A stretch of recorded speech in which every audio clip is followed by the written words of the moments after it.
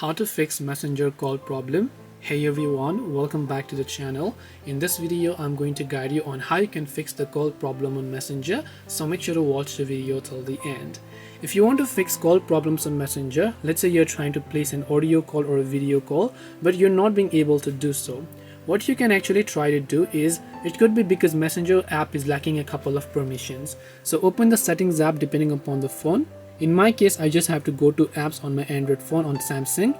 Then I have to simply search for the messenger app over here. And once I simply look for messenger app, I can just tap on messenger app here. As I have done that, first of all, I want you to head over to storage and then clear the cache files. Then come back. After you have done so, simply navigate to the permissions tab. Then from here, allow these two permissions, which is camera, allow while using the app. The other one is microphone, allow while using the app as well. Once you have done that, you should be able to allow the messenger permissions, and now you can go ahead and then try to place calls.